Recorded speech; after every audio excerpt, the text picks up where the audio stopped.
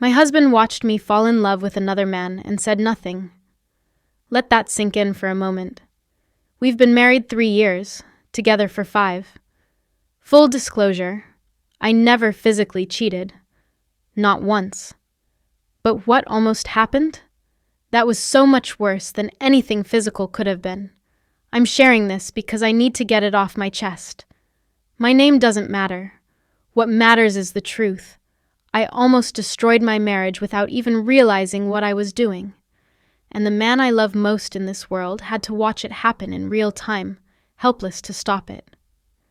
This is that story. Before we begin, tell us in the comments from which city are you watching? And at the end, do not forget to rate this story from 0 to 10. Enjoy the story. January of this year, I started something new. After years of working in retail and office jobs, I finally took the leap into a career I'd been dreaming about since I was a kid. I became a mature apprentice in heavy machinery operation. Yes, you read that right.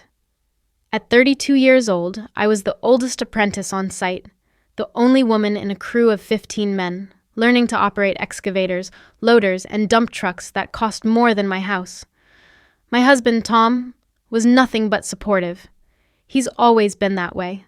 Secure, confident, completely comfortable in his own skin. When I told him I'd been accepted into the program, he didn't flinch at the male-dominated environment. Didn't question the long hours or the physical proximity I'd have with my supervising tradesperson. He just smiled that easy smile of his and said, "You're going to be amazing. Those guys won't know what hit them." God, I loved him for that confidence. Still do, even more now. The first few weeks were exactly what I expected. Grueling, intimidating, humbling. I was learning to operate machines that could kill someone with one wrong move. The mental focus required was intense, but I loved it. Every single second of it. The guys on my crew were respectful from day one. Sure, there were the usual jokes about being the diversity hire, but it was good-natured ribbing, the kind that included me rather than excluded me. I've always been easy to get along with. Quick to laugh, happy to banter, never taking myself too seriously. Within a month, I felt like part of the team. And then there was Jack. Jack was my primary supervising tradesperson, 26 years old, single, with 5 years of experience under his belt. He'd been assigned to me specifically because, according to our site manager, he had the patience of a saint and the teaching skills to match. The first time I met him was at pre-start meeting on a Monday morning in February. I was nervous. This was the guy who'd be responsible for keeping me alive while I learned to operate 60-ton machines. He walked up with a coffee in each hand and that easy, confident stride that reminded me of Tom. "You must be Sarah," he said, handing me one of the coffees. "2 sugars, right? Marcus mentioned you're a coffee person." I took the cup, surprised. "Thank you. You didn't have to do that." "First day with me. Figured you'd need the caffeine." His smile was genuine, reaching his eyes. "Fair warning, I'm a perfectionist about safety protocols, but I promise I'm not as scary as Marcus probably made me sound." I laughed. "He actually said you were the best teacher on site." "Did he?" Jack's eyebrows rose. "I'm definitely buying him lunch for that. Come on, let me show you your machine." That was it. That's how it started. With a coffee and a kind gesture and a smile that felt like welcome.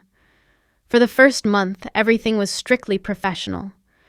Jack would explain the controls, demonstrate the techniques, watch me practice, correct my mistakes with endless patience.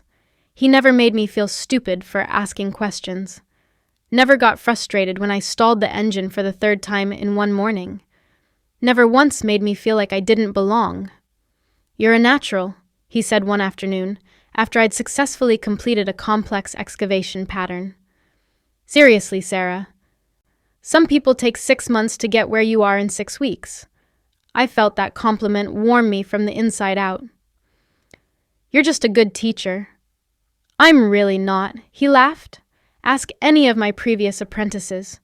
You're actually listening and applying feedback. That's all you. The work was intense, but the camaraderie made it easier. During breaks, the crew would gather in the site office, trading stories and giving each other grief. Jack and I naturally gravitated toward each other during these moments. We were close in age, shared similar music tastes, both loved terrible action movies. "No way," I said one morning when someone mentioned Die Hard. "That's a Christmas movie, not an action movie." Jack's face lit up. "Thank you. I've been saying this for years. It takes place at Christmas. There's Christmas music, the smya. The whole plot revolves around a Christmas party." "It's obviously a Christmas movie," we said in unison, then laughed. The rest of the crew groaned. "Great, now there's two of them," Marcus muttered. When I got home that night, I told Tom about the Die Hard debate. "Sounds like you're fitting in well," he said, pulling me into a hug in our kitchen. "I'm proud of you." "Thanks, babe. The guys are really cool. My supervising tradesperson, Jack, is a really good teacher." "That's good." Tom kissed my forehead. "As long as you're safe in learning, that's all that matters." I snuggled into his chest, feeling completely secure, completely safe, completely unaware of what was beginning. March blurred into April, and somewhere in that transition, something shifted. The conversations with Jack started going deeper. We'd talk about more than just work, our families, our pasts, our goals. He told me about growing up with a single mom who worked 3 jobs. I told him about losing my dad when I was 19 and how it made me want to work with my hands like he had. "He would have loved seeing you do this," Jack said quietly one afternoon. We were sitting in the machine cab during a rain delay, watching water stream down the windows. "Yeah," I managed, throat tight. "He would have." Jack's hand briefly squeezed my shoulder. "He'd be proud. I know I'm just some guy you've known for a few months, but I'm proud too, for what that's worth." It was worth more than I wanted to admit. At pre-start meetings, I started noticing that Jack would always position himself near me. Not obviously, not inappropriately, just there. Close enough that our arms would brush when we reached for the same paperwork. Close enough that I could smell his cologne, something woodsy and clean. The playful bullying started around the same time. In front of the whole crew, he'd give me grief about my terrible parallel parking of the machinery. "Sarah, you do realize there's about 20 feet of clearance on that side, right?" Or my habit of over-explaining every move I was about to make. "We get it. You're turning left. You don't need to narrate like David Attenborough." I gave it right back, of course. When he spilled coffee on his safety vest, I didn't let him forget it for a week. When he lost a bet about some football game and had to wear a ridiculous neon orange beanie for an entire day, I took pictures. Lots of pictures. The crew ate it up. "You two are like an old married couple," Marcus joked one morning. The words hung in the air for just a second too long before Jack laughed it off. "Yeah, except she actually listens to me, unlike my ex." Everyone laughed. I laughed. But something in my stomach fluttered uncomfortably. "You talk about Jack a lot," Tom mentioned one evening over dinner. It was casual, not accusatory, just an observation. I paused with my fork halfway to my mouth. "Do I?" "Yeah. Jack said this. Jack thinks that. Jack and I did this thing at work." Tom's eyes met mine, still calm, still that steady confidence I loved. "Not a bad thing, just noticed." "Oh." I set down my fork. "I guess because I work with him every day. He's my supervising tradesperson, so most of my work stories involve him." "Makes sense," Tom smiled, but something in it didn't quite reach his eyes. "He sounds like a good guy." "He is, really good teacher." "Good, that's good." The conversation moved on, but I felt unsettled for the rest of the evening. Tom had never been the jealous type. In 5 years together, he'd never questioned my friendships with other men, so why did his comment stick with me? I pushed it aside. I was being transparent. I wasn't doing anything wrong. Tom was probably just making conversation. Late April brought unseasonably warm weather, and with it, a shift in Jack's behavior that I chose not to examine. I adjusted them self-consciously. They were on sale. "They suit you. The whole badass machine operator look is working." I laughed it off, but I wore those sunglasses every day after that. You're getting really good at reading terrain, he said during a difficult excavation job. Like, legitimately impressive. You have instincts that can't be taught. Another time. I like when you put your hair in that braid. Looks professional. Also stops me from worrying it'll get caught in something. Random. The compliments were always random. Always delivered casually. Always about things that seemed innocuous. But they accumulated. Collected in my chest, like small warm stones. Tom mentioned it again in early May. So Jack thinks you're a natural. Jack likes your problem solving. Jack says you're the best apprentice he's had. He's my teacher, Tom. He's supposed to give feedback. Right. Just seems like a lot of positive feedback. Tom's voice was still even, still calm. That's all. Are you saying I shouldn't be friends with my supervising tradesperson? No. Tom set down his phone, giving me his full attention. I'm not saying that at all. I'm just saying that a lot of your stories lately start and end with Jack. More than Marcus. More than any of the other guys. Just an observation. I felt defensive. I work alongside him on majority of my jobs, Tom. Of course his name comes up. Okay. Tom nodded slowly. Okay. As long as you're happy, that's what matters. He went back to his phone. I went back to my dinner. But the unease had grown. It started small. Intrusive little thoughts during my downtime. Saturday morning, Tom and I went to the farmer's market like we did every week. We passed a booth selling artisanal hot sauces, and my immediate thought was, Jack would love this. He mentioned loving spicy food. I didn't buy any. Sunday afternoon, scrolling through Netflix, I came across a new action movie with terrible reviews, but an explosion-heavy trailer. My first instinct was to text Jack a screenshot with a joking, "This looks absolutely terrible, want to watch it," before I caught myself. Why would I text my coworker about weekend plans? Monday morning, driving to the work site, I realized I'd been looking forward to seeing Jack. Not just work, not just learning, but specifically seeing him, talking to him, making him laugh. That realization sat heavy in my stomach all through pre-start. The team-building event happened on a Friday in mid-May. Just drinks and food at a local pub. The whole crew, strictly voluntary. Tom had a work commitment, so I went alone. I told myself it was fine. It was a work thing, networking, team bonding. I didn't examine too closely why I'd spent 20 minutes choosing my outfit. Jack was already there when I arrived, and his face lit up when he saw me.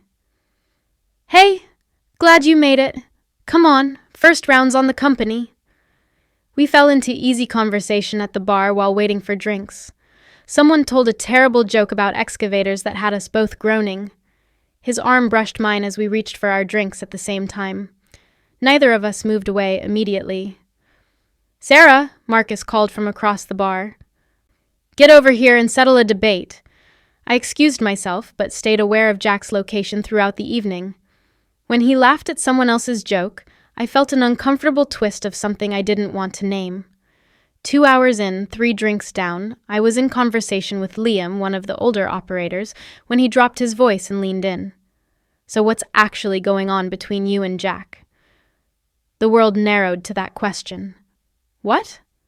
"Come on." Liam's expression was kind but knowing. "The whole crew sees it, the way you two are around each other. Just wondering if it's, official or just heading that direction." "I'm married," I said automatically, holding up my left hand where my rings caught the bar light. "I know, just..." Liam shrugged. "Body language doesn't lie, No judgment, just figured I'd ask." He moved on to another conversation, leaving me frozen at the bar. Body language. The whole crew sees it. Oh, God. I made my excuses 20 minutes later and drove home in complete silence, Liam's question echoing in my skull. "What's going on between you and Jack?" Nothing. Nothing was going on. We were just colleagues, just friends. I pulled into my driveway and sat in the dark car, hands shaking on the steering wheel. When was the last time I'd gone a full day without thinking about Jack?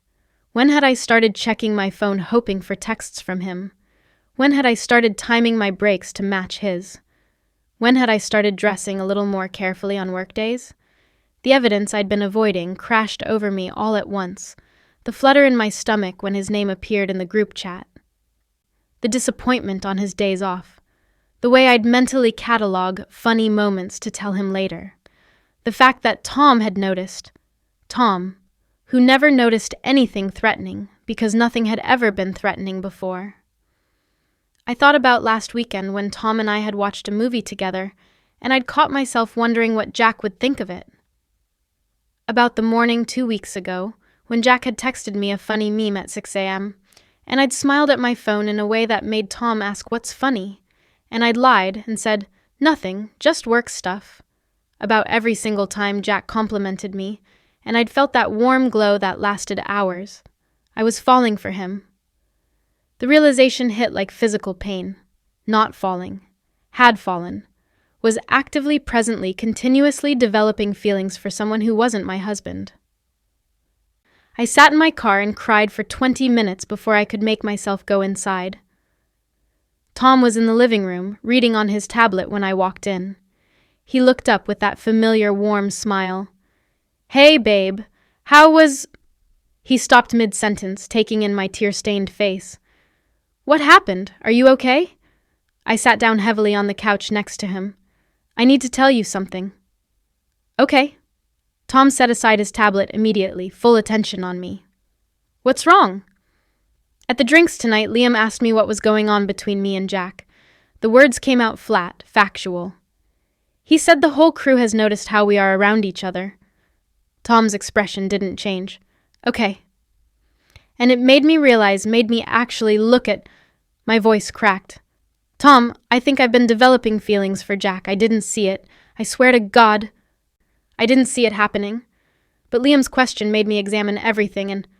I know. 2 words. Quiet. Devastating. I stared at him. "What?" Tom's face held an exhaustion I'd never seen before. "Sarah?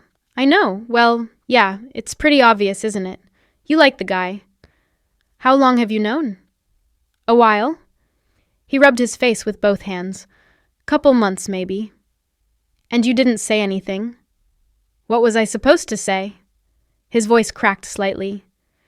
"You weren't cheating. You were just connecting with someone. I trusted you wouldn't cross the line physically. I hoped you'd..." He stopped, swallowed hard. "I hoped you'd figure it out and come back to me."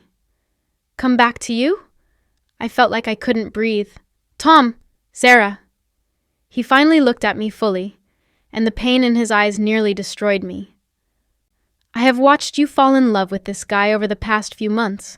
There was nothing I could do except sit back, pray you would stay faithful, and hope you would come back to me." The room spun. "I saw you check your phone hoping for his messages," Tom continued, voice barely above a whisper. "I watched you time your breaks to match his. I heard you defend Jack the same way you used to defend me when we first got together. I noticed you started caring more about what you wore to work. His voice broke. "I watched the woman I love fall for someone else, and there was nothing I could do but wait and hope. I don't remember much of the rest of that night. I remember crying. I remember Tom holding me while I apologized over and over. I remember him saying he forgave me, but the thing that haunts me, the thing I'll carry forever, was what he said around midnight when we were both exhausted and emotionally wrung out. The worst part wasn't watching you fall for him. The worst part was watching you not notice. Every time you came home talking about Jack, excited about something he'd said or done, I could see it clear as day. But you couldn't. You were just living your life, thinking everything was fine while I was quietly falling apart. I hadn't even realized, but he saw it happening. He saw it all. I thought about all those moments, the hot sauce booth, the movie selections, the outfit choices, the way I'd light up talking about work. Every single thing that felt innocent to me had been a knife wound to him, and he'd endured it, in silence, with patience and trust and hope that I'd find my way back. Saturday morning, I lay in bed staring at the ceiling while Tom slept beside me. or pretended to sleep. I wasn't sure which. The choice wasn't difficult. It wasn't even really a choice. I loved Tom. I'd always loved Tom. What I felt for Jack was, what? Infatuation. The thrill of someone new paying attention to me, the excitement of being seen as capable and talented in a brand new environment. It didn't matter what it was. What mattered was that I'd hurt the man I'd promised to build a life with. The man who'd supported my career change without hesitation. The man who'd watched me betray him emotionally and chose to trust I'd figure it out instead of controlling me or issuing ultimatums. I didn't deserve Tom's patience, but I was damn sure going to prove he was right to give it. Monday morning, I arrived at work early and went straight to my site manager's office. "Hey, Sarah, everything okay?" "I need to request a change in my training assignments," I said without preamble. "I like to not be paired with Jack anymore." Marcus frowned. "Is there a problem? Has he been inappropriate?" "No, nothing like that. Jack's been completely professional. This is a me thing, personal reasons." "Okay." Marcus studied me. "You're one of our best apprentices, Sarah. If there's a problem with the training environment—" "There isn't. Jack's a great teacher, I just need the change." "All right. I can pair you with Trevor starting Wednesday. He's got less teaching experience than Jack, but he's competent." "Thank you." Walking out of that office felt like ripping off a Band-Aid and exposing raw skin underneath. The change was announced at Tuesday's pre-start meeting. Jack's face, when Marcus mentioned the new pairing arrangements, I'll never forget it. Confusion, then hurt, then careful neutrality. He caught me after the meeting. "Hey, did I do something wrong?" "No." I couldn't quite meet his eyes. "You didn't do anything wrong, Jack." "Then why the sudden change? I thought we worked well together." "We did. We do. It's just—" I forced myself to look at him. "It's better this way. Trust me." Understanding flickered across his face. "Oh." One word, but it contained everything. The recognition of what had been happening between us. The acknowledgement that I was choosing to stop it. The acceptance that this was necessary. "For what it's worth," he said quietly, "I'm sorry if I—" "You didn't do anything wrong," I repeated firmly. "Neither of us did anything wrong. That's why I'm stopping it before we do." He nodded slowly. "Okay. Well, good luck with Trevor. He'll be good for you." We stood there for another awkward moment before someone called Jack's name and he had to go. I watched him walk away and felt the loss of something that never actually existed. Working with Trevor was fine. He was competent, patient, professional. We didn't have the easy banter Jack and I had developed. We didn't have inside jokes or shared movie tastes or comfortable silences. It was exactly what I needed. Jack and I were cordial when we passed each other on site. Professional. Polite. The crew noticed, obviously. The easy dynamic we'd had was conspicuously absent. Some of them gave me knowing looks. Others, like Liam, just nodded like they understood. The awkwardness was excruciating at first. Every morning at pre-start, knowing Jack was 10 feet away but feeling like there was a canyon between us. Every break where I carefully positioned myself on the opposite side of the site office. Every moment of laughter I heard from his direction that I wasn't part of anymore. But I endured it. Because my beautiful husband had endured months of watching me emotionally stray, and this discomfort was nothing compared to what I'd put him through. May became June. June became July. The sharp pain of the change dulled into something manageable. Tom and I started couples counseling, not because our marriage was falling apart, but because we both recognized we needed tools to handle what had happened. "I should have spoken up sooner," Tom admitted in our third session. "I thought if I just trusted you enough, you'd figure it out on your own. But maybe if I'd been more direct about what I was seeing—" "Don't," I interrupted. "Don't take responsibility for my blind spot. You were trying to respect my autonomy. I was the one who wasn't paying attention." Our therapist helped us navigate it. Helped me understand how I'd been seeking external validation in a new, challenging environment. Helped Tom articulate the hurt he'd been carrying. helped us both rebuild trust, not because it was broken by infidelity, but because it had been strained by my obliviousness. At work, I threw myself into learning with Trevor. Without the distraction of Jack's attention, I actually improved faster. Trevor noticed. "You're crushing it lately," he said, one afternoon after I'd completed a particularly complex grading job. "Marcus wasn't kidding when he said you were a natural." The compliment felt good, but it didn't make my stomach flutter. It didn't make me check my phone later, hoping for more. It was just a compliment from a colleague, nothing more. That's how I knew I was healing. Late July, Jack approached me at the end of a shift. We'd barely spoken in 2 months beyond necessary work communication. "Hey," he said, "I'm transferring to the North Site next month. Wanted to let you know." "Oh, that's a good opportunity." "Yeah," he shifted his weight. "Look, Sarah, I just wanted to say, I'm sorry. For whatever I did that made things complicated." "Jack, I know you said I didn't do anything wrong, but I think we both know there was something happening. And I should have recognized it sooner and pulled back myself instead of letting it get to where you had to make the hard call." I looked at this man who'd been kind to me, who'd taught me, who'd somehow become more important than he should have been. "Thank you for saying that. I hope you and Tom work things out. He's a lucky guy." "I'm the lucky one. I meant it. And thank you for everything you taught me about the work. You really are a great teacher. You're a great student." He smiled, and it was sad but genuine. "Take care of yourself, Sarah. You too." He walked away, and this time I felt only relief. No flutter, no loss, just the quiet satisfaction of a chapter closing the way it needed to. Now it's September. I've been with Trevor for 4 months. Jack's been at the North Site for 6 weeks. Tom and I finished our counseling sessions last week with our therapist's blessing and a toolkit for better communication. I still work in heavy machinery. I still love it. But I'm more careful now about how I engage with my colleagues, more aware of the difference between friendly and too friendly, more conscious of where my emotional energy is flowing. Tom and I are good. Better than good, actually. The crisis forced us to communicate in ways we hadn't bothered to when everything felt secure. We check in more. We talk about our fears more openly. We don't take each other's patience for granted anymore. And I've learned something crucial about myself. I'm capable of developing feelings for someone else even when I'm deeply in love with my partner.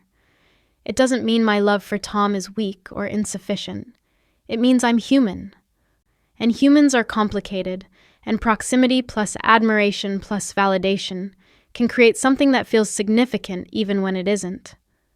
But here's what else I learned. Recognizing those feelings and choosing to protect my marriage, that's love too. Maybe the most important kind. I'm sharing this story because I know I'm not the only person who's been blindsided by their own blind spots. I know there are people reading this who see themselves in my story, who are maybe in the middle of it right now, defending a friendship that started to feel like more. So here's what I wish someone had told me. If your partner mentions noticing how much you talk about someone, pay attention. If your coworkers are commenting on your dynamic with someone, pay attention. If you're looking forward to seeing that person more than your actual partner, pay attention. If you're thinking about that person during your downtime, dressing differently around them, seeking their validation, timing your day around when you'll see them, pay attention. It doesn't make you a bad person. It makes you human. But it does make it your responsibility to address it before it becomes something worse. I almost lost Tom, not because I cheated, but because I was so focused on the new and shiny thing that I stopped seeing the precious thing I already had. I almost destroyed a beautiful marriage because I was too wrapped up in feeling validated and special to recognize that I was emotionally investing in the wrong person. My beautiful husband could have left. He could have issued ultimatums, or demanded I quit my job or made everything about his hurt. Instead, he trusted me enough to find my way back. He believed in me even when I was actively hurting him, and I'll spend the rest of my life being worthy of that trust. To anyone in a similar situation, please don't wait for someone else to point it out. Don't wait until you've hurt someone you love. Pay attention to the patterns. Be honest about what you're feeling. And make the hard choice before you have to make an impossible one. You can come back from an emotional affair. But wouldn't it be better not to have one in the first place? What we learn from this story is that emotional betrayal doesn't announce itself with dramatic moments, but creeps in through innocent conversations, small justifications, and the dangerous comfort of feeling seen by someone new. Which is why the most important kind of love isn't the butterflies you feel when someone validates you, but the conscious choice to protect what you've built when those butterflies appear for the wrong person. If this story touched you, remember you don't need to be a champion to make a difference. You need the courage to stand for what's right, the humility to admit you're wrong, and the generosity to lift others up. That is the kind of strength that changes the world. Thank you for watching to the end. If today's story touched you even a little, please hit subscribe so you won't miss new episodes every week. Which moment did you like most in the story? Tell me in the comments below. Don't forget to like the video so the algorithm knows you want more stories of justice and healing. If you're watching from a particular city, share where you're tuning in from. I'd love to see how wide our community reaches.